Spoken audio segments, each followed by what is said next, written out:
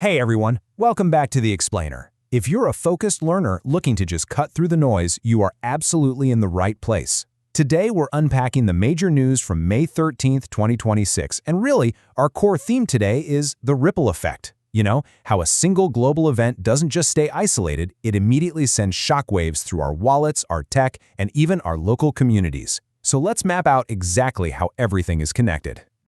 Okay, here's a quick look at our agenda for today. We're going to cover 1. Global tensions and diplomacy, 2. Markets and economic shockwaves, 3. The global tech race, 4. Protests and politics in India, and finally, 5. We'll take a quick breather with sports and global culture. Let's dive right in. All right, Section 1, Global Tensions and Diplomacy, basically the global chessboard. So, Donald Trump has just arrived in China for some pretty major talks with Xi Jinping, and honestly, this perfectly illustrates the dual nature of modern statecraft. On one side, you've got your traditional diplomatic goals, hammering out trade deals and trying to figure out how to contain the conflict in Iran. But on the other side, we see this highly modern twist, technological guardrails. So they are simultaneously battling over semiconductor restrictions while also trying to find some sort of common ground on AI cooperation. It is a massive, massive balancing act. And while those high-level talks are happening, the reality on the ground is just incredibly volatile. The Iran conflict has entered another really tense phase, and there are genuine fears of a wider regional escalation right now. Because of that, disruptions near the Strait of Hormuz are drastically pumping up global oil supply fears. Meanwhile, over in Eastern Europe, Russia has launched these large intensified drone strikes on Ukrainian cities. But Ukraine is showing fierce resistance, and they've notably improved their own drone warfare capabilities. And it's kind of fascinating, right? Because while these strikes actually intensify, international leaders are simultaneously hinting at possible peace negotiations between Russia and Ukraine. Obviously, no final agreement exists yet, but the whispers are certainly there. Let's move straight into Section 2, Markets and Economic Shockwaves. Let's look at the domino effect of all this tension. $100. That is the magic number today. The disruptions we just mapped out in the Strait of Hormuz and that ongoing Iran conflict have pushed crude oil prices right above this critical threshold. And look, when oil sits above $100 a barrel, it makes global energy markets intensely volatile, and it instantly drives up fuel prices worldwide. It hits everyone. And all that energy volatility, well, it directly fuels this next number, a sharp rise in U.S. inflation, which just hit 3.8%. Now, this is a massive development. Why? Because it pretty much crushes any lingering hopes of interest rate cuts. Instead, markets are now fully pricing in fears that the Federal Reserve is going to have to hike rates just to combat this rising inflation. So, mapping out the resulting domino effect, it's pretty clear it's hitting basically every major asset class. Because of those inflation fears, the 30-year Treasury yield has pushed above 5% as bond markets react negatively. Meanwhile, gold demand is just surging worldwide. Investors are desperately seeking a safe haven from all the global tension. You've also got global food prices rising thanks to supply disruptions and that same Iran conflict. And the stock markets? Well, they're seeing a mild recovery, but they remain highly, highly volatile. They're showing deeply mixed reactions to all this uncertainty. Literally, everything is reacting to everything else. So we've seen how politics affect the economy and how traditional conflicts impact commodities. But looking closely at the diplomatic talks happening right now, we really have to ask ourselves, what is the true frontier of modern negotiation? Like, what is the actual newest weapon in global diplomacy today? And that brings us to Section 3, the global tech race, or what we're calling the new diplomacy. We are witnessing a profound shift in who actually gets a seat at the negotiating table right now. It's the rise of tech diplomacy. Think about it. Global technology leaders, figures like Elon Musk and Tim Cook, they aren't just running companies anymore. They are actively joining state-level discussions in China right alongside political leaders to debate trade, regulations, and market access. It's a whole new ballgame.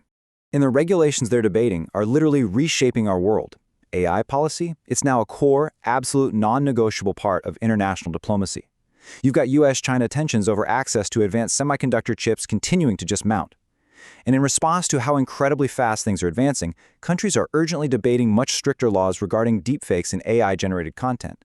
Sitting right at the intersection of all these geographical and technological pressures is Taiwan, and they're expressing deep concern, watching these US-China tech talks incredibly closely.